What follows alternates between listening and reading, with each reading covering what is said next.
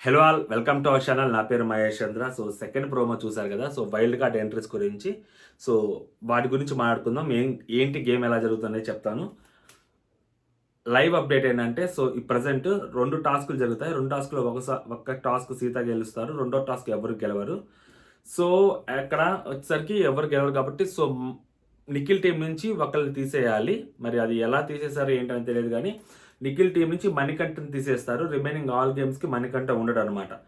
So survival of the fittest ఆ basis ప్రకారం maybe మణికంఠను వద్దు అనుకొని తీసేశారా నిఖిల్ టీం అనేది క్లారిటీ ఎపిసోడ్ చూస్తే తెలుస్తుంది. ఇప్పటికొచ్చరికి 12 మంది wild card entries. Okay, Bigg Boss చెప్పిన దాని ప్రకారం ఇది హిందీ బిగ్ బాస్లో జరిగింది. అండ్ ఉన్న వాళ్ళు 12 మంది. ఇప్పుడు సపోజ్ 12 మంది wild card entries. For suppose Bigg Boss season 8 కాబట్టి, సో 4 టాస్క్లు వీళ్ళు గెలిచారు, 8 మంది లోపలికి వస్తారు అంటే 8 మంది లోపలికి వస్తారంటే 8 మంది బయటికి వెళ్ళిపోతారా అంటే ఖచ్చితంగా కాదు. 8 మంది బయటికి వెళ్ళిపోయే ఛాన్సెస్ చాలా తక్కువ. సో నార్మల్ ఎలిమినేషనే జరుగుతుంది.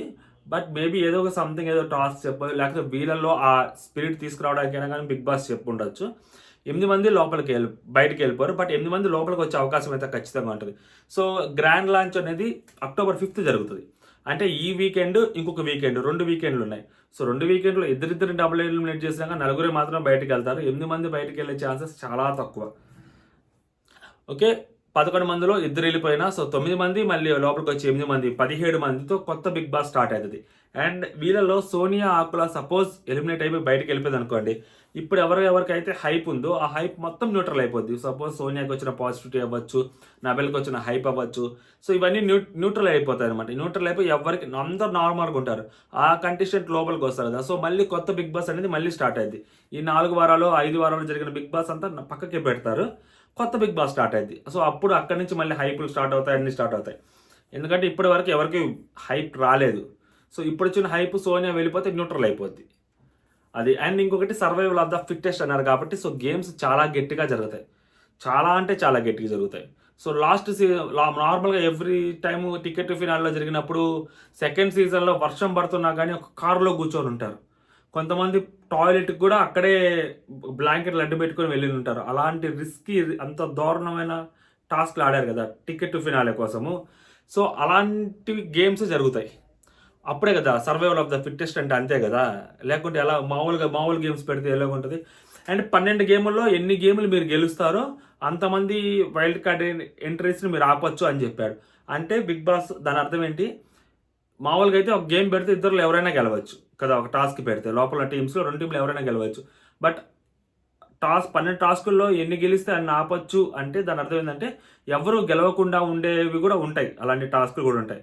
సో అలాంటి టాస్కుల్లో అప్డేట్ ప్రకారం 8 మంది వైల్డ్ కార్డ్ ఎంట్రీస్ వచ్చే అవకాశం ఉంటుంది అంటున్నారు కాబట్టి, సో ఖచ్చితంగా వీళ్ళు గెలిచేది 4 టాస్కులే గెలుస్తారు అనుకుంటా. మిగిలిన 8 టాస్కులు ఎవరు గెలవరేమో. 8 టాస్కులు ఎవరు గెలవలేకపోతున్నారు అంటే ఆ ఛాలెంజెస్ ఎంత గట్టిగా ఉంటాయో ఊహించుకోవచ్చు మనం. ఎంత దారుణంగా ఉంటాయో, ఎంత గట్టిగా, ఎంత టాస్కులు ఉంటాయనేది. ఓకే, సో ఇప్పుడు ఫస్ట్ టాస్క్ సీత గెలుస్తారు. సో సెకండ్ టాస్క్ ఎవరు గెలవరు కదా. సో ఇలా అంటే మేబీ ఈరోజు రేపు ఈ 2 వీక్స్ కలిపి 12 టాస్కులు పెట్టవచ్చు నాకు తెలిసి. అంటే ఈ వీక్లోనే 12 టాస్కులు పెడతారా అంటే లేదు. సో ఈ 2 వీక్స్ కలిపి 12 టాస్కులు పెట్టచ్చు.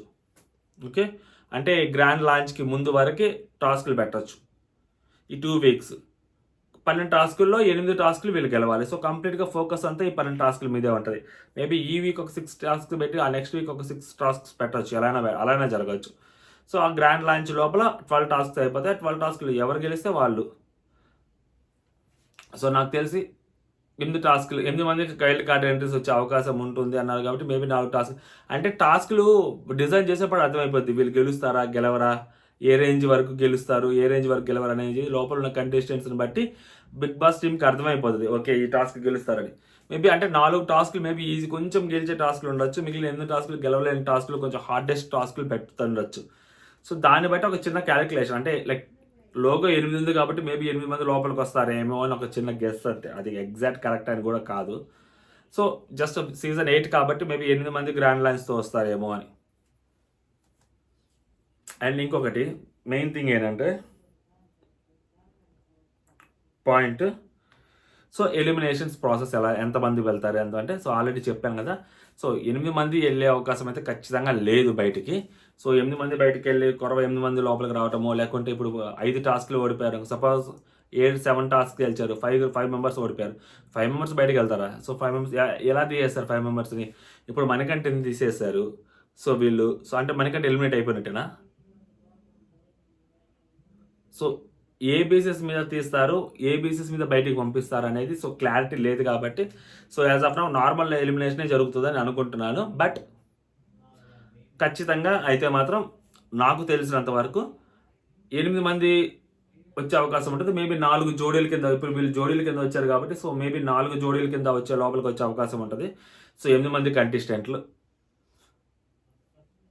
అది ఇప్పటి వరకు ఉన్న ఇన్ఫర్మేషన్. చాలా చిన్న ఇన్ఫర్మేషన్, దానికి మరీ పెద్దగా మరి వీడియో చేయాలి అంటే నాకున్న దానికి, నాకు తెలిసిన దానికి ఇలానే చేయాలనిపిస్తుంది. ఇంతకన్నా మనం చేయలేము. సో చిన్న అప్డేట్. ఇంకా ఏమైనా డెప్త్గా తెలిస్తే మళ్ళీ ఇంకొక వీడియో చేస్తా. ఇప్పటికైతే బేసిక్ డెప్త్ అప్డేట్, తెలిసిన అప్డేటు, ఎంతో చిన్న అప్డేట్ ఇదన్నమాట. సో మణికంఠని తీసేశారు. అండ్ మణికంఠ ఫ్యాన్స్, మళ్ళీ చెప్తున్నాను, మణికంఠ ఫ్యాన్స్కి చెప్పేది ఏంటి అంటే సో ఇప్పటి వరకు ఏ ఛానల్లోనూ ఎవరు మణికంఠ డేంజర్ జోన్లో ఉన్నారని చెప్పలేదు. ఫస్ట్ టైం నేను చేసిన ఓటింగ్ రిజల్ట్, నేను యాక్చువల్గా ఓటింగ్ అనాలిసిస్ చేయలేదు, ఓటింగ్ రిజల్ట్స్ చేశాను.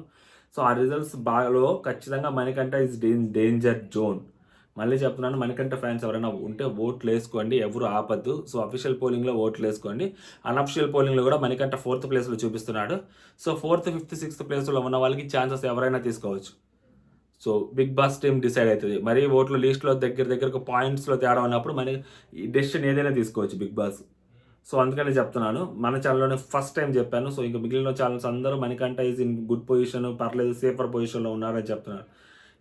ఏమీ జరగకూడదు అనే అనుకున్నాం. సో బట్ అన్నీ ఆలోచించే మాట్లాడాలి కాబట్టి సో నాకు అనిపించింది, నేను తెలుసుకుంది మీకు చెప్పాను. సో మణికంఠ ఫ్యాన్స్ ఎవరైనా ఉన్నారు అంటే ఓట్లు వేసుకోండి. ఇంకా సైన్స్ కూడా అలాగే ఉన్నాయి. సో మణికంఠ తీసేయటము టీంలో నుంచి, లైక్ నెక్స్ట్ గేమ్స్ ఆడకపోవటము, సో ఇలాంటివి కొన్ని సైన్స్ తెలుస్తున్నాయి కాబట్టి సో ఆ వీడియో చేయడం జరిగింది. దయచేసి మణికంఠ ఫ్యాన్స్ ఓట్లు వేసుకోండి. ఓకే.